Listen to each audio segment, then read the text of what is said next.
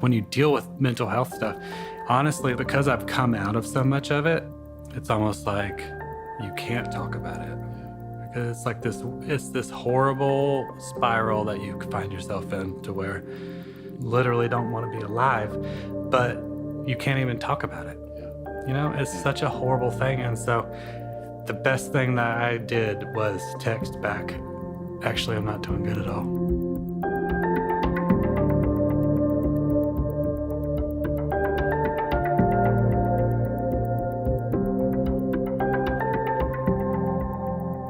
You're listening to the Ferment podcast, conversations about worship and transformation. Today's guest is James Duke. James is a guitar player based in Nashville, Tennessee, best known for his work with John Mark McMillan, Jesus Culture, Kim Walker, and Johnnyswim.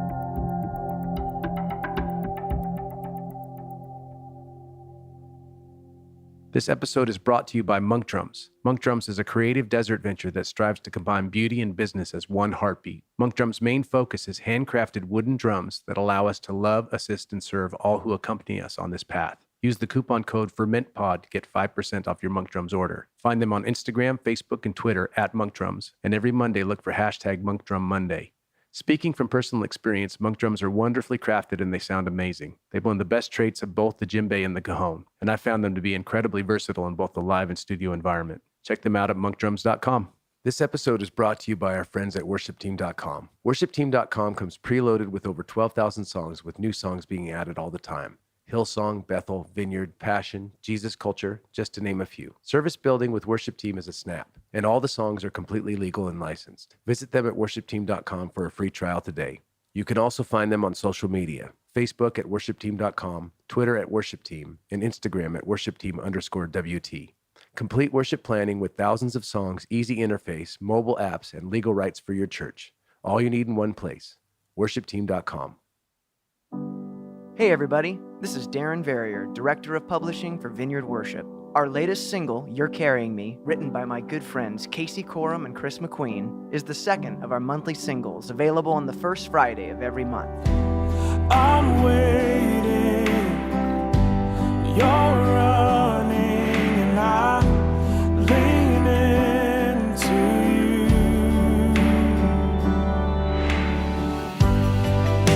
You're carrying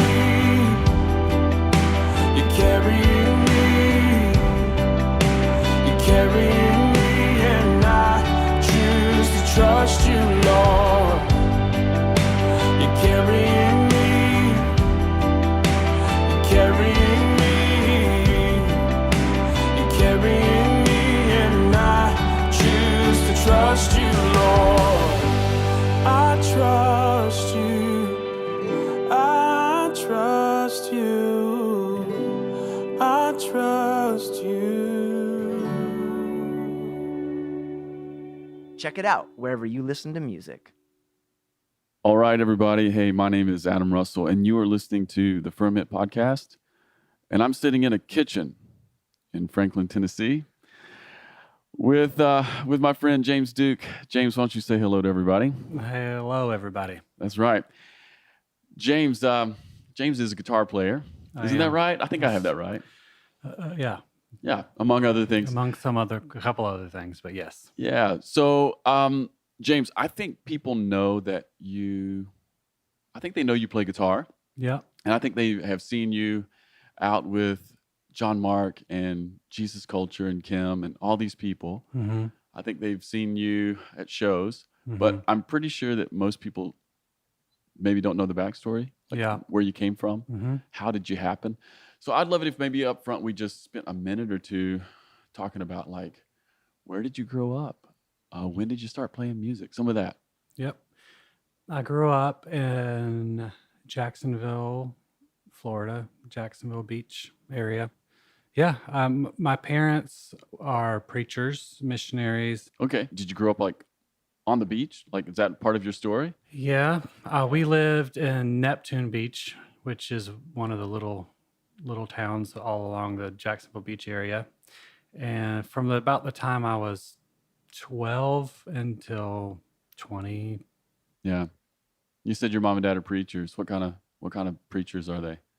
Well, when I was born, they were pastors. and Yeah. they pastored a church in Neptune Beach called Beach's Chapel. It's still there. And then we moved to Douglas, Georgia. Mm. And they pastored a church there just for a few years, maybe 4 or 5 years. Then we moved back to Florida because he had been doing a lot of traveling, like mission. He calls himself a missionary. He was going back and forth to Africa all the time, and back in the early 80s, back when there was like communist countries and stuff, and smuggling Bibles across the borders and Yeah. having guns pointed in his face. And I'd say now he's more of like a evangelist. He would still say he's a missionary, which is old school, classic. But he's more of an evangelist now. Travels. He's been going primarily in Brazil, and he's been going there for about probably 30 years. And your mom too? And my mom too. Did your mom speak? Yeah. Yeah. So you grew up in a family where you saw your dad preaching and your mom preaching. Yeah. So did you grow up like traveling with your parents at all, or were you mostly kind of like a homebody? They never were in places for like super extended amounts of time, and they kind of kept a home life for us. And we had, for a lot of years, we had like a live-in, sort of like a nanny, but she was just, yeah, I think we called her a nanny. Her name was Heidi, and we grew up with her, and she lived with us. She was more than a nanny. She was just like part of the family. Yeah. But and so we had, they kept us, which is nice. They kept like a solid kind of home Yeah. vibe for us. And Yeah. So you weren't just like military kids or like church kids that were moving every other weekend. right, yeah. So we stayed, and then probably when I was, 9 or 10, I would say they started taking us with them on like summer trips. But we were home. And then what kind of like faith tradition? Were you Baptist? What were y'all? Pentecostals? Guess like Pentecostal. We always went to like non-denominational churches. Yeah. Yeah, Yeah. Holy Spirit churches? Holy Spirit churches. Yeah, that's who your parents are a little bit. Yeah. Yeah. So when did you start playing guitar? Was that the context for playing music? Kind of. Probably around the time I was 11 or 12, I started wanting to play guitar. I believe like I might have always, for the last year or two before that, was kind of into it. But we always had a guitar in our closet. My dad always owned a guitar, even though I never saw him play it one time. And so, when you're little, you'd pull it out of the closet and play on it or bang on it for a little while and put it back. It wasn't anything more than that. But then some of my best friends at church, they got guitars and were going to start taking guitar lessons. And so I wanted to do that too. And so we would go and take guitar lessons, all three of us together, at the guitar player from our church at his house, which seems like the worst thing in the world. He did it. Three like 12 and 13-year-olds. These are just your buddies? Yeah. Nice. Just our buddies, and we'd all take, it was like a joint lesson for a long time. We'd all sit in a room. So everybody's guitar is half out of tune, just janking. And no one's doing anything. Yeah. But he was pretty patient for the most part. He was also really sarcastic, which might have been where I kind of got that from. But like, he'd be sitting there, and he would just be sitting deeply formational. He'd be sitting like 4 feet from you and just like making fun of you and stuff. Hilarious. That was funny. But yeah, so that's sort of how it started. Yeah. Yeah, just wanting to hang out with my friends. Nice. What was your first guitar? My first electric guitar, I think the guitar I took to the lessons, the first few, was my dad's Ovation. And it was like one of the like special anniversary models or something. So it had the thinner rounded back. Ooh, and had very like nice. this glitter looking thing on the plastic on the back. And, it was very professional looking. And so I took that with me. But I think my first electric guitar, I got my dad pulled out of the attic. And it was like this bolt-on Les Paul copy. Yeah. And so I would play that, and I loved it. And maybe you should go to your dad's house and just see where else he might have a guitar right now. He used to, yeah, there was a bunch of stuff up there for a while. So I got that, and I think a couple of days into it, my brother John was playing it, and the strap came off, and it hit the ground, and like the E or B tuner broke off. So I was like, it was never in tune. Probably wasn't in tune anyway, but it was unable to be in tune after that. And then I think the first one I got for myself was just a Epiphone Strat copy. Yeah. And what I really wanted was the Epiphone SG style guitar, but I didn't know what the body style was. And the guitar shop my dad took me to, I didn't know how to describe it, and the guy didn't have them, so he just acted like he didn't know what I was talking about because he wanted to sell a guitar to us that day. Got it. He was like, "Oh no, you need this one. This one's amazing." Yeah. But I was like, "Well, what about the one with like the horns on it?" It looks sort of like evil-ish kind of thing, like a weapon. He was like, "No, I don't know what you're talking about." I was like, "Okay, okay." And so that was my first guitar that I played for a few years. Nice. And did you play music with those buddies beyond just going to guitar lessons? Yes. With one of them, we started playing in the junior high youth band at my church. And then I started a band with my friend John that was in on those guitar lessons too. So that was my first band I started, was with him. Amazing. Yeah. He was more of the front man. He didn't play too much guitar in the band. Any of these guys still musicians? Yeah. There you go. Hey, something happened. Like your youth guy was the guy. Yeah. It was great. And so I think at the time too, our church was sort of going through a lot of like really powerful season. And there was like, I guess some in the South, you'd call it revival.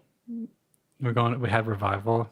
Yeah. No, I think we had revival. I think that's the word. Okay. Was this the mid 90s? Yeah. Yeah, dude. No, it wasn't the South, bro. This was everywhere. Yeah. Yeah. Well, my friends and I, we laugh about this. In the 90s, and I talk to young worship leaders or young worship people now, and they never believe me, but I'm like, listen, in the 90s, you could play 2 chords and people would fall on the floor. Yeah. Laughing or crying or anything. Whatever. Who knows, right? Yeah. And so when that kind of came to our church, kind of everything really changed for everybody. And so we'd be in church every day during the week. Oh man, you guys had like, oh yeah, full on. We went for it. Yeah. And they did morning and night time for weeks. And so, but because there was such an emphasis on the music, the worship, that just really affected me and my family and basically everyone there. But it was like a really important time in my life. And how old were you? I was probably 14. Okay. And you were playing at this meeting? Sometimes. Yeah. Not all the time. I was just there. You were I just wanted to be there. Of age in that atmosphere. Yeah. That's when I really kind of was like, I want to do that. That's what I want to do. I want to. Amazing. Whatever they're doing up there, I want to be a part of that. You know, it's interesting. When I was maybe 16, 17, something like that, I had known that I was called to be a preacher. Those words somehow resonated inside of me, like even from the time I was maybe 4. But I sort of struggled with it because we were at a really traditional church when I was in my middle teenage years.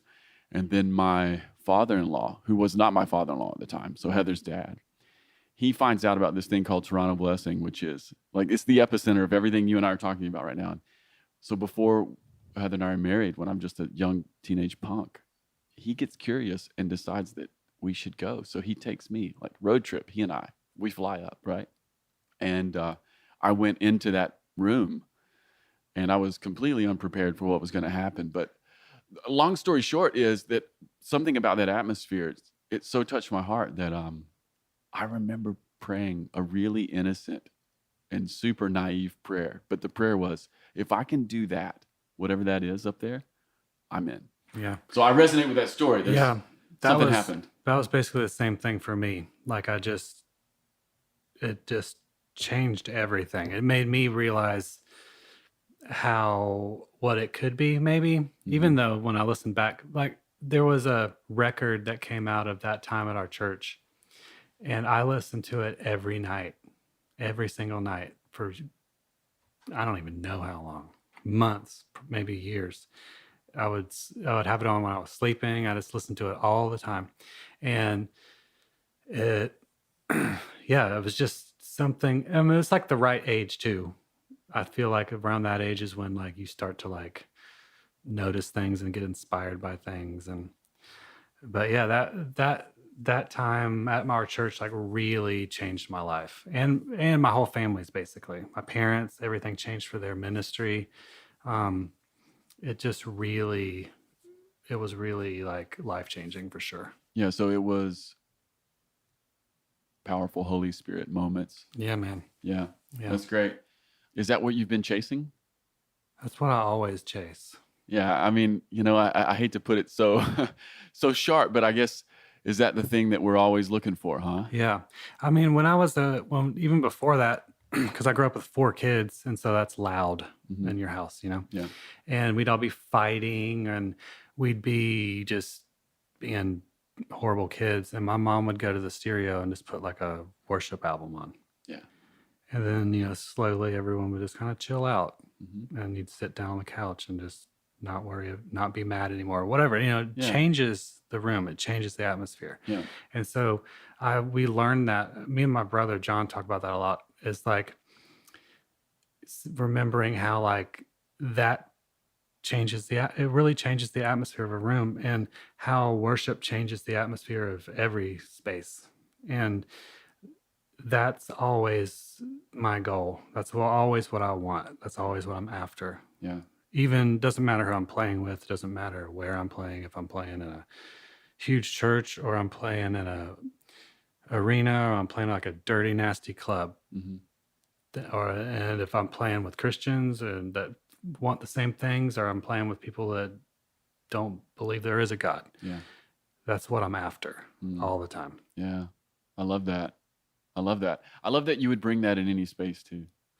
Yeah, because it doesn't, to me, that's the only thing that I care about, honestly. Yeah. Like I don't care about if I'm a rock star, and I don't care about all this other crap. I just want stuff to be, I want to feel the Holy Spirit move in a room. Yeah. And so That's amazing. that's like the goal when I pick up an instrument or whatever.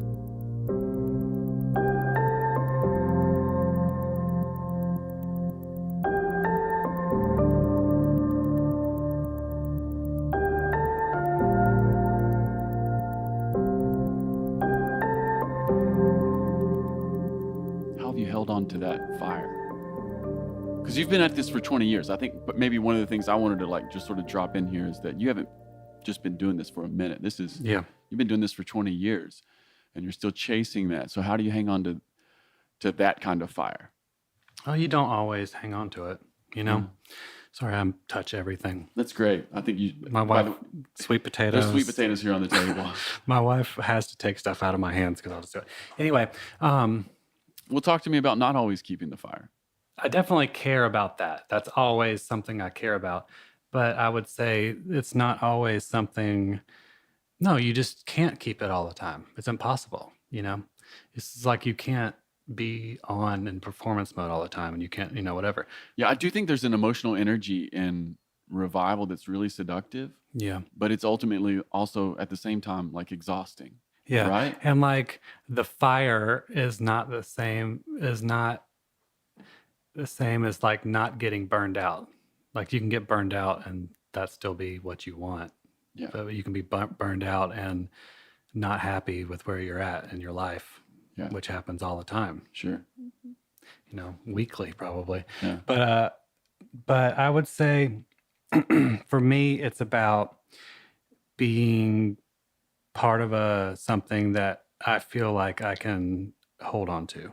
Basically, my whole career, I guess you could call it, I have noticed, and for a long time, it was my only thing I wanted to do was just play with people like my friends or people that I love, and music that I believed in, and music that made me feel something before I even picked up a guitar. And so that's a big part of it. And the times where I have felt like I was struggling with that or not necessarily like when I get burned out and it's like I don't feel like I can do what I do, or the times when I'm not in those positions and I'm not in those situations, even if the people I'm with are amazing people and that I do believe in, but it's when I don't feel activated, I guess. Does that make sense? Yeah. What makes you feel activated? I mean, you said friendship, believing in the music. Those are maybe activating points. Yeah. I guess it's more like if I am able to communicate. Yeah. Yeah, from your guitar, from what you're doing and what you're bringing. Because that's literally 90% of the time how I say anything. Amazing. So you feel a deep connection to the instrument Yeah. and to the music in that way. Yeah. One of the frustrating things with my wife that she gets frustrated about is like she'll be talking to me and like I'm processing, but I don't talk back necessarily, and I've kind of learned to be like, let me think about that because I don't know what to say right now. But I feel like when I'm playing music and I'm playing my guitar, that's when all the emotion comes out, because I think I bottle up stuff so much. That's how I release stuff. That's when people come to my mind that I need to pray for. And that's when like, it's when like I start feeling that, like I start feeling like that kind of connection with the Holy Spirit that people literally just pop in my mind all the time. Amazing. And so that's honestly how I do most of my communication. Amazing. And I know a lot of people say stuff like that and it can sound so like, no, I think it sounds like almost like nothing, but it's true for me. It's like really how it works. No, I've experienced it. You and I have known each other for a few years. It's not like we're super close buds, but one of the things that I've come to appreciate about you, and one of the things I know about you, and it's almost a paradox in who you are. Right. You've just highlighted it, is that you're this quiet, reserved person, but when you are on stage with your guitar, you there's something coming from you. Right. That sound is, and it's not just volume, it's like, a depth to the sound, right. So I've experienced that, and I think that's the reason why you do what you do. Yeah. I don't mean to put words in your mouth, but does that feel right? Yeah, especially when people first meet me. I'm super quiet. I spent a lot of years just being like really shy, which a lot of people confused for being like arrogant or snobby or whatever, but I was just quiet and honestly just felt like I don't want anybody to look at me. Were you a quiet kid? I think so. I mean, until I get like, I can definitely get loud or not like that, but it's usually like not until like I'm comfortable, And so when you get older, you kind of recognize certain things about yourself and you're like, well, maybe I can actually like engage with people a little bit better than I'm doing right now, Yeah. Instead of just like nodding or saying yes or no only, like actually like say something. Yeah. And so for a long time though, it was just like painful.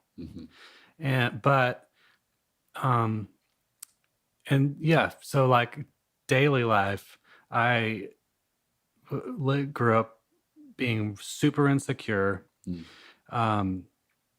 and shy and quiet and not wanting to be the one that people looked at. But when I would play guitar, that's when I'm fearless, sort of.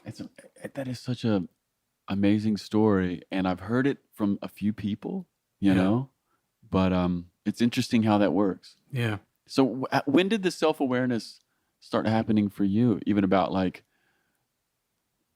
okay, I'm a little shy or quiet, but I could say something right now. When did you start growing in that part? Because that's an interesting switch to make, you know? Not until way too late, I would say. Mm.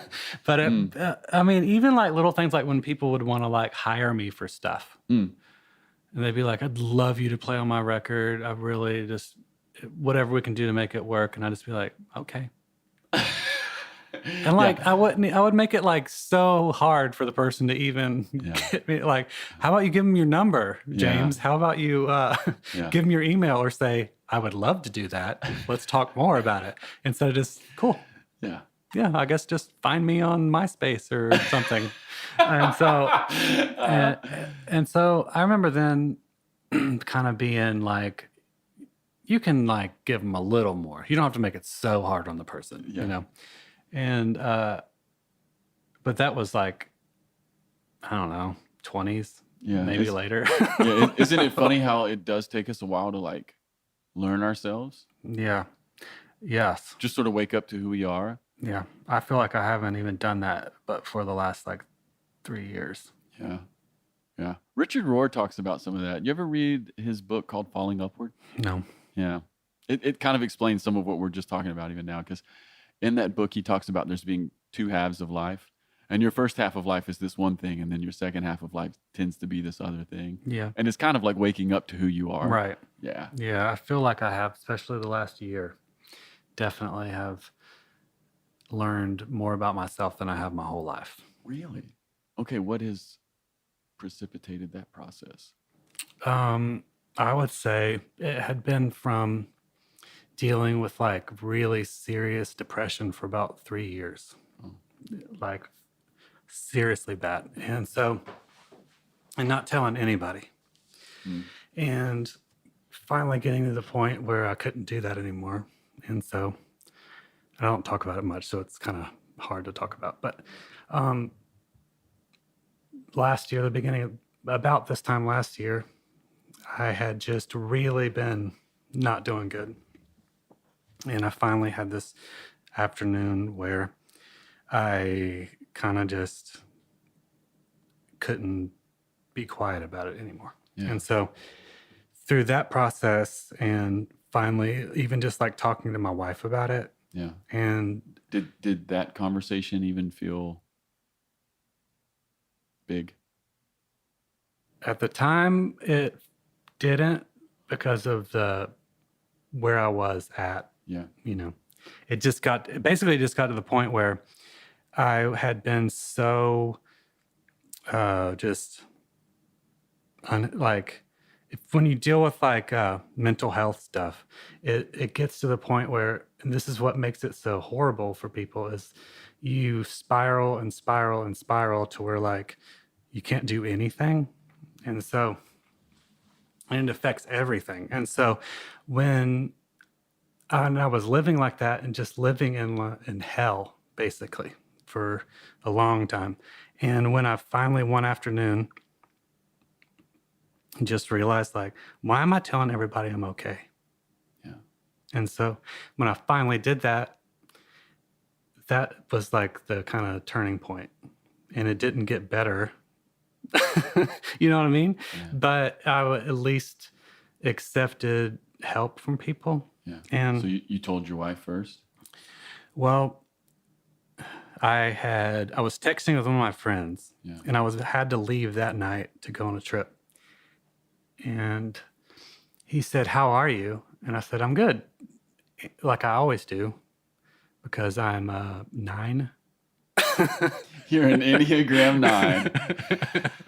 And you don't want to be, you don't, I don't want to upset your life, right? Yeah. You don't want to be one more thing for anybody. Yeah. And I can't remember what we were even talking about, but it was over text. And I said, "Why did you just say that? It's not even like, why did you say that? You could have just said nothing. Or, why did you say you're fine? You're not fine." And I wrote him back and I said, "Actually, I'm not okay." Yeah. And he called me back immediately, which I'm so thankful for. Oh, isn't it good to have a friend? Yeah. Which I could have done that 3 years ago, but I didn't. Yeah. And so I talked to him and really kind of just fell to pieces. And then I got off the phone with him, and I walked in the kitchen, and Jackie was in there. She's like, "What is wrong?" And I was like, and I just told her. Yeah. And it was really cool because I had like 2 hours until I had to go to the airport. It's perfect timing, but it's great. And so I had already kind of started the process with getting some help. I just hadn't like really told like what's actually happening. You know what I mean? Yeah. And so that was like the big change for me. And so getting help, like actually talking to people about it, kind of made it worse at first, but then it made it so much better because at least like You didn't people have to know. pretend. Yeah, you Yeah, didn't at have least to people pretend. just know. And so at first, like it's horrible because when you talk about it, you realize how bad it is, you know? Like when you're not talking about it, like you can almost live with it, even though you almost can't live with it. But when you start saying what's happening to you, it's like so sad almost. It is sad. It's so sad and hard that it makes you feel like you're even like worse almost at first. But through actually like talking about it more and telling Jackie and just talking to some people, and I haven't really talked about it much anyway, but I'm glad we're talking about it because it's such an important thing, especially now. Well, and the thing is James, so many people carry this stuff around. Yeah. And they never tell anyone. Yeah. Yeah. And so through that process and like getting the help I needed to actually get it addressed, and slowly kind of coming out of that fog, because I basically lived feeling like I was underwater or like I couldn't move my body, like I could move, but I felt like so heavy all the time that it was like, felt like I couldn't snap out of it, which is such a weird thing to go through.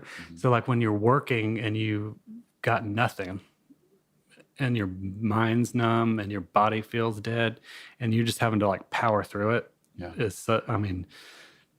When I did it, but it was so hard all the time. Yeah. And it's hard to do that when the whole way that you feel like you can only do what you do is when your heart can be activated and your heart is dying, basically. And so through that process, I learned a lot about myself. Like I finally realized like I've been dealing with this my whole life. It would come and go more, but I dealt with those same feelings almost, I can think back until like my early teens dealing with stuff like that. And it had just finally gotten to the point where I couldn't snap out of it ever.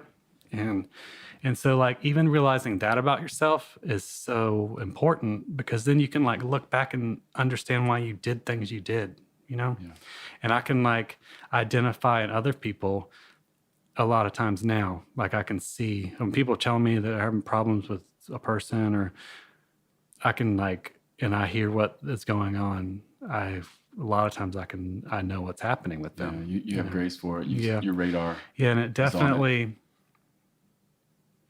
brings a lot more compassion. Yeah. And so I finally got to the point last year where I felt like I had sort of gotten my life back.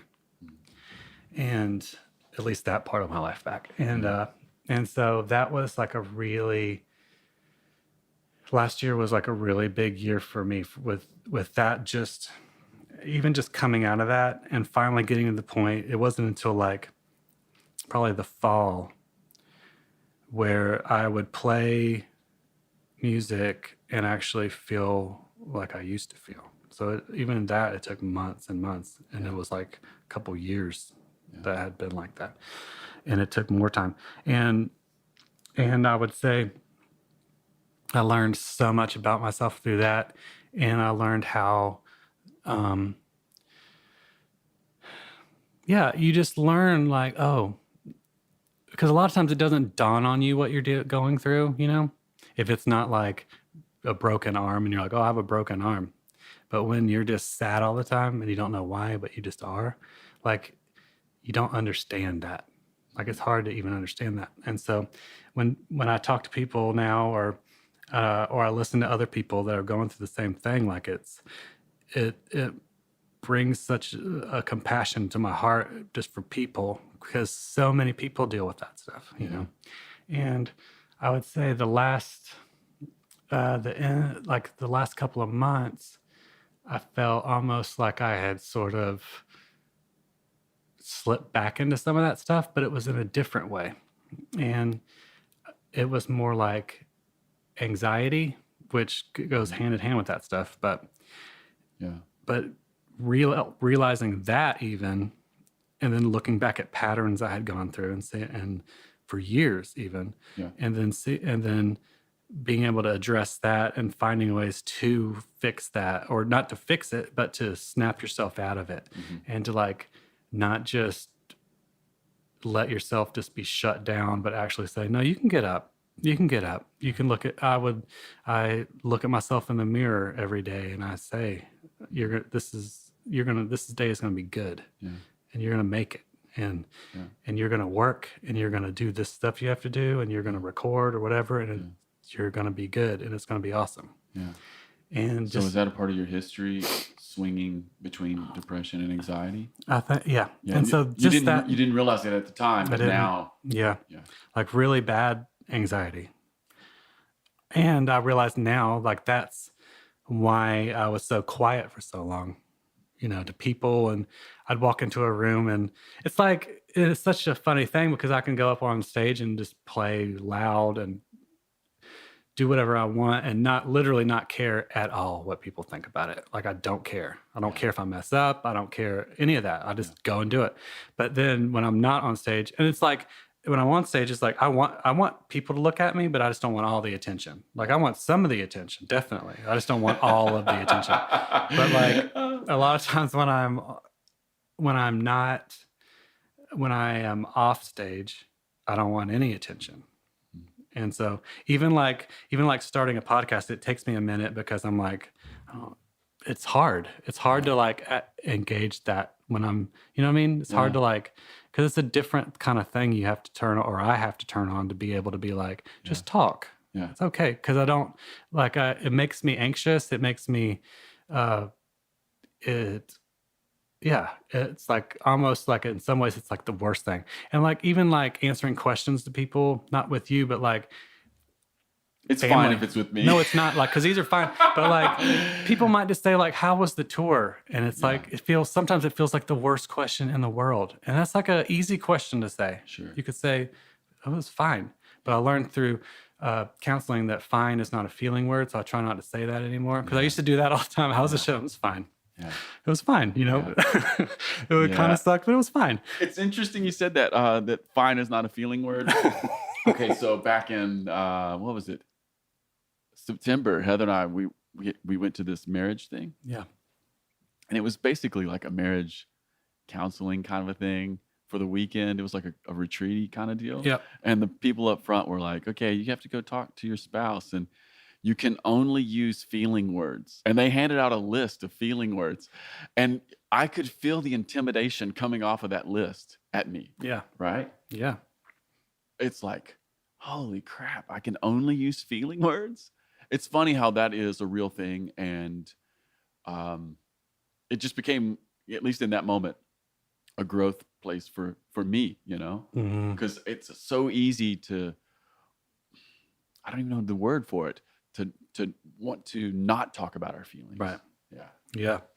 And so I think, and so that's so hard, like when you're on tour and your wife's like, how was the show? And you say, it was good, or it was fine, or whatever. Like, you don't even give a real answer. Yeah. And so that makes whoever you're talking to want to be like, okay, well, if every time it's fine, why do I even ask? And then you're like, hey, why aren't you asking me on the show with it anymore? But like, even if I only had that takeaway from seeing a counselor, it was like, it made me realize, like, you can actually talk about how you don't have to be like shy and insecure about that kind of stuff, especially with your wife.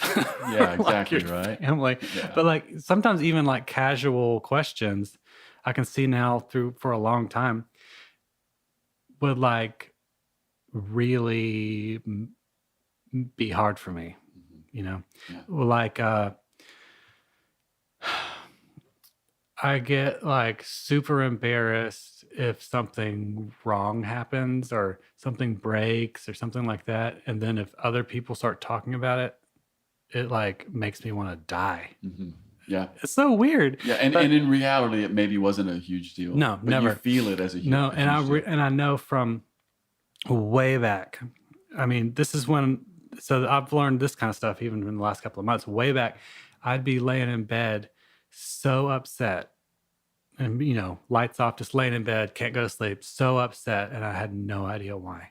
And I'd finally have to go like, okay, why are you upset? What happened? Let's Tarantino this, and like, and like go back, and it'd be like, oh, you said something 4 days ago to somebody, and you felt like it hurt their feelings. You don't even know if it hurt their feelings. Yeah, you felt like you did and you've been carrying because they laughed for a second and then they looked kind of sad, and I would carry that for a long time. And then it just one grows. instance, and it would like spiral, and I'd just spiral and spiral and spiral. And so like I can look back now and be like, oh yeah, I've dealt with this for a long time. Like I can't, like, it's hard for me to even listen to voicemails. Like this is like really soul bearing, but it's fine. I'm not ashamed of it. But stuff like that, like any kind of thing, I put the pressure on me over stuff like that. Yeah. Like I feel like it's hard to check the mail sometimes. Why would voicemail be a thing? I don't know. Are you afraid it's bad news? I don't know. Yeah. Okay. It's like that. Yeah. Or like phone calls, answering the phone, even if it's somebody I love. Sometimes I'm just like, I can't do that. And so like, and I can see that over years that I dealt with that, but I didn't think much about it. I just thought, oh yeah, it's hard for me. Yeah. So what I hear in what you've been saying anyway, is that some of this stuff that was resident within you, but wasn't being dealt with, was paralyzing you. Yes. I hear paralyzing Exactly. language. Paralyzed. Can't answer the phone. Can't look at voicemail. Can't get out of bed. Yeah. Don't want to go to work. Yeah. Right. Yeah. Would you say that's what maybe depression? Yes. Yeah. Yeah. Paralyzing. Paralyzing. Exactly. Like I felt paralyzed for a long time. It's been one of the it's probably been the hardest time of my life, but I've learned so much about why I do what I do and why I have done what I have done, and even if like the stuff you did was wrong and you made bad decisions, but being able to look back and like seeing, like, think about the headspace you were in, James. Like, of course you were engaged in your life and stuff like that. Like just realizing that and having to, and like talking more about it and like really having talks with Jackie about it and stuff like that has been so almost life-giving when you feel like you don't have any life, you know? And it's interesting how if you can finally be honest about who you really, really are, just makes all the difference. I know. And yeah, for sure. And so it's like, it's such a stigma attached to like mental health and stuff like that. Like that's why it's even hard sometimes. Like you don't even want to say like, oh, I was depressed, because people are like, I'm sad too, man. Everybody gets sad. It's not that. It's like when you deal with mental health stuff, it's not just that. It's not like I had a bad day. Yes, we're not talking about garden variety. Yeah. And so it's almost like, and then if you actually talk about it, you like feel like you're making yourself sound like you're not a normal person, but you are a normal person. But like, and so like there definitely can be like a stigma to it, but honestly, like because I've come out of so much of it, I still deal with it, but because I've come out of it so much, I feel like I want to talk about it almost, just because when you feel like finally free from something, you're like, this is so important. Like I actually have something I will talk to people about. You know what I mean? Like, of course. Well, Jack Deere came to my church many years ago, and he said something that I've never gotten over. Jack said in one of his sermons, anything you can't talk about owns you. And it's just so true. And then once you start to own something, you can talk about it. Right. You know, and I found both of those to be true. Yeah. And yeah. So, I mean, even now, this conversation we're having, it's going to help people. Yeah. Because people are going to hear this and go, okay, this is my experience, and I have to begin to open up about it. Yeah.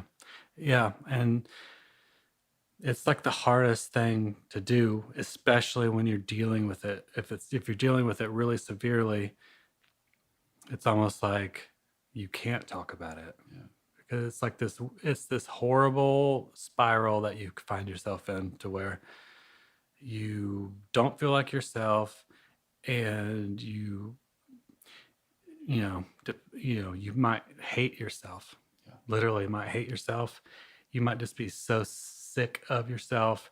And you're just hopeless and literally don't want to be alive, but you can't even talk about it. Yeah. It's such a horrible thing. And so the best thing that I did was text back, actually, I'm not doing good at all.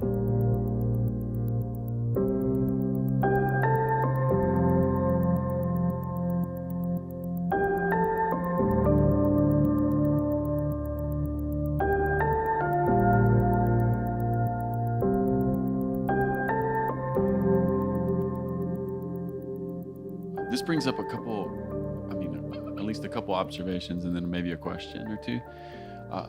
One observation I have, even from just the things that we've been talking about, is you said you'd been feeling really bad. Yeah. Like really your whole life, but then it got really acute for like 3 years or something. Then your friend texted you and you said, no, I'm not okay. And then you came home and told Jackie, and you're like, I'm not okay. And you told some people, but you didn't feel better immediately. Yeah. Yeah, I think one observation I have about that, because I think it's really important, especially for people who are dealing with this or almost anything, like feelings are almost always the last thing that comes. Mm-hmm. That's been my experience anyways. There's some actions you can take. Like, so you did the right thing by telling your friend, you did the right thing by talking to your wife, you've done the right thing by going to counseling or whatever, those are all the right things, and feelings come last. Yeah. And so we kind of have to be patient with the process. Huh? Yeah. And it was funny, the first time I talked actually to a doctor about it was a long time ago. Before all that, I had gone to a doctor just like after I moved here, just to like go to the doctor, because that's what you do when you're an adult. You like you had to establish health care or yourself with the doctor. Get Whatever. your I don't even know what cholesterol I don't even know what checked. it's called. But so just the normal stuff. And then when he was saying, okay, okay, well, good for all that. Is there anything else? And I just said, I feel bad every day. And he's like, really? Like what? And I said, I feel like I am in a fog and I can't snap out of it. And he was like, okay. And so he's like, lay down. He's like poking around in my stomach and stuff. I don't know why. Maybe he was just thought I don't know. Yeah. But he was like examining me a little bit. Yeah. And then he said, do you like your job? And I said, no. Yeah. And he said, do you care about what you do? And I said, no. And that was like the first time I was actually even honest about any of it. Mm-hmm. And he said, okay. And he said, well, I feel like you're dealing with depression. And so let's worry about that first. And I was like, okay. And so then he's like, let's get you scheduled. And I couldn't get scheduled for an appointment for like 5 months. Yeah. It's like a long time. Yeah. And so it was like, he was like, you're super depressed. Come back in 4 months or 5 months and we'll see you then. I was like, really? You just gonna what leave about me tomorrow? Like this? Yeah. You're like, wait a minute. You're the one that just diagnosed me with this. But so like I'm saying that to say like, the whole thing's a process. Mm-hmm. So the longer you wait, doesn't get better. Yeah. In my experience. Yeah. And so the longer you put off even talking to someone, the longer you put off going to a doctor to try to address it, the longer you put off after you get a prescription, the longer you put off getting it filled. Yeah. The longer, even stuff like that. Yeah. It's all a process, because then when you do finally get your prescription filled, it takes weeks for it to even start working. if you're getting medicine. And so it all is such a process that you can't afford to wait. Yeah. That's a good word. That's a good word. I did have another question like about this, if it's okay. What was it like? What was it like being severely depressed and then being on tour with a really big worship event? Normal. Just because that's how you'd live for so long. Yeah. Yeah. And it's hard because you still have moments where you're having fun and you're happy and laughing. But for me, it was always like, and I still feel like this sometimes, that you can be feeling fine, having a great day. You haven't felt symptoms like that in a long time, but a lot of times you still know it's there. And it's a very hard thing to articulate, but it's almost just like in your mind, there's a spot and you know that spot's there. Mm-hmm. And so like, it's always kind of there in your mind, but I mean, I would still make people laugh and have fun and all that stuff. And so I think but the main thing was you just sort of become disengaged and you kind of shut down a little bit and you stop communicating with people, you stop texting people back, you stop calling home as much and stuff like that. Mm-hmm. And so that kind of, and I've talked to tons of musicians about that, like even that being on tour, like you get in this kind of funk, and whether you deal with this kind of stuff or not, that the longer you are out, the more like you stop communicating with other people not around you and stuff. And so that's like a dangerous thing anyway. But I would just do what I had to do. Yeah. It was just your way of being. Yeah. Yeah. Yeah. Well, James, this has taken a turn that I didn't expect us to talk about. We can talk about something fun if you want. No, this has been good. This has been really good because I think, well, this has been my experience for the last several years anyway. I turned 40 last May. How old are you? I turned 40 about 5-6 days ago. Welcome. Yeah. Welcome. No, but the reason I'm saying that is like for the last 3 or 4 years, I've just been with so many people who are in their mid 30s, 40s, whatever. And I just have this theory I'm like, clearly I'm not a doctor. I am just a pastor guy, whatever, I don't have a PhD, don't even want one. God bless everyone who has one, all that. But I've sort of acquired this theory that like, apparently, like life is always real. Mm-hmm. From the time you're born till the day you die. Life is always real. It's happening. But there's something that happens when people get around 35, 36, 40, something. There's this window when the culmination of your life, all the decisions you've made, all the things that have happened to you, it just sort of, it spills over. And then people either sort of harness that and take hold of it and get real about it, or they don't. And then all kinds of things happen. Right. And I'm just glad we're having this conversation because I know there's a lot of people who are maybe much younger than you and I, or maybe older than us, or maybe like right in that window that we're at, and they're hearing this and it's going to give them permission to be brave. Yeah. Yeah. Yeah. And it's been very eye-opening for me, and probably my wife too, just having like really honest questions about what was going on, or honest conversations about it. But I mean, if I could do it all over again, of course I would say I'd like to do the last few years without dealing with all that.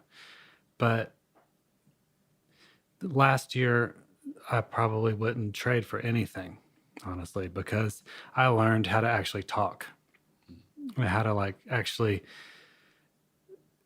allow myself to tell people that I'm not okay, and that, because the thing is with me, I've always been, I don't want to be trouble for anybody. I don't want to be a bother. I don't want to be a burden. I don't want to inconvenience anybody ever. And so on one hand, that's like a good person to have around you when you're on tour. Yeah, low maintenance. Low maintenance, agreeable, fun, good attitude. But I would just I sacrificed myself really bad at that. Yeah, and tour is isolating anyway. Yeah. And just at home, on tour, wherever I was, I did a disservice to myself by not because there's plenty of times it could not have been mental health stuff. It could have been stress over finances or relationships with people or just any kind of thing. But I would never talk to anybody about it. And I always, not only would I not talk to anybody about it, if something came out that was like people knew what's going on, I would always say like, it's okay. They'd be like, I'm sorry that happened. I'm like, it's okay. And like almost try to make them feel better when they're not the ones that felt bad. You know what I mean? Yeah. And I did that all the time. And just letting myself actually kind of take care of myself a little bit even. And it's huge. Has been a huge thing. I am a pastor, so I have to pull the Bible in occasionally. Mm-hmm. Jesus says this amazing thing. He says, if you're going to be my disciple, you should probably love your neighbor as you love yourself. Yeah. And it has occurred to me that if you don't love yourself, how can you even love your neighbor, right? Yeah. Yeah. And yeah, for sure. And then, the Bible says that your heart's the wellspring, Yeah. And if your heart is broken or your heart feels dead or your heart is just sick, then there's nothing you can do. Well, and here's the other thing about that image, because that's one of my favorite passages. Depending on the translation, it'll say wellspring or fountain or headwater. The trouble with having your heart be a toxic fountain is that everybody downstream from you is getting that, right? So it's not just you. It's that now I've become someone who's... Yeah. Even if you're not like spewing stuff on people. Yeah, of course not. Just, what I mean? Yeah, exactly. Because it's not like, even like, because people might attribute that to just like negative people or people, but like, even if you're it's all internal and you do your best to like not affect anyone, that affects people. And one of my favorite books is from Dave Eggers, and it's called What is the What? Have you read that? I have not. It's about the Sudanese lost boys and when they had to, there's a bunch of like basically orphaned boys that marched out of Sudan for I can't remember what country, Tanzania or Kenya or something, because of the wars that were going on in Sudan. And they were, long lines of boys just led by one older boy, basically, and just marching straight and getting attacked by lions and getting, the Pakistani armies flying over them, shooting at them, and just all kinds of stuff. Yeah. And they, it took forever for them to get to where they wanted to go. Months, I think. And there was one part where he's saying, when you're in a situation like that, you realize that you can see what you look like by looking at the people around you. And so he said, today I don't look good. My ribs are poking through a little more. My eyes are a little more sunken into my head. And just saying like, he knew he looked that way. Because that's how everyone Because that's what they look like. Yeah. And, there was no mirror. They were the mirrors. And that has stuck with me for years because to me, that's such like an eye-opening thing about community and the community you're in and the people you surround yourself in and your families and stuff, that you realize that, like you see, like, even if you're dealing with mental health stuff, that affects the people around you, that affects your kids, even if you're not outward with it, even if it's not expressed outwardly, like that affects, but it's still affecting everything around you. And so, yeah, it's like it becomes such a thing with that. But realizing that if you can look around at the people that you're with, and you can start to see, and you look with those kind of eyes, you can start to see that even if they're not saying it, maybe maybe he's having a hard time, And so I try to keep that in my mind too a lot. Just That's a beautiful image. Yeah. We're always a mirror. Yep. Yeah. I believe that. Yeah. I think that's what Paul maybe means when he says, if one part of the body suffers, the whole body suffers. Yeah. Yeah. I think so. That's great. Yeah, man. Well, James, thank you for being so honest. It's going to help people. Yeah, I wasn't I? Yeah, you were. It's cool. Yeah, Yeah, I feel like this is something that's really important to talk about. I think so too. I just have one question I ask everybody at the very end, and it's the same question every single podcast. I just ask people to maybe relate a time that you experienced great joy. Okay. I would say it was. And it doesn't even have to be the most epic either. Yeah. Last Saturday night, my wife threw like a surprise party for me. Mm. And I kind of knew a little bit what was happening. So I knew I could expect a couple of people there. But when I got there, like on the way there, I thought, what would be funny is if I acted like it was actually a surprise party. And this is just sort of the way I'm always thinking, but I was like, I should blindfold myself every time somebody walks in the door, like sit on the couch, and when the knock on the door comes, just wrap a bandana around my eyes and act like I don't know what's happening. Yeah. And so I kind of missed the opportunity a couple of times because I was doing whatever. But then I was sitting at the table talking to some people, and I heard a knock on the door, and I was like, this is my chance. And so I pulled the bandana out of my jacket and I tied it around my eyes, and everyone was like, what are you doing? And I just sat there, and then those people walked in, and I didn't hear anything yet. Yeah. And so I pulled the bandana off, and it was your sister right up in my face. That's hilarious. And your sister and Eric. And that was like the biggest, they were like the last people I thought would be there. And that made me so happy. And I just told my wife later, like the day after, I was like, thank you for doing that. It was really cool. Yeah. And just something little like that, but it meant so much. Like that was like, out of all the people I could have blindfolded myself for, like that's hilarious that I actually did it for them. Yeah. And That's so good. that made me so happy. Yeah. Little moment of joy right Yeah, here. just right there, recently. sprinkled in. That's good. Well, James, thanks for opening up. Really Yeah. appreciate it. Super fun episode. Yeah, no, this is great. And you got to promise me this. Okay. You got to come back on this podcast Okay. because I have 19 more questions I want to ask. Oh, okay. Is that We'll cool? do it. Yeah. All right, that's an agreement. Peace, everybody.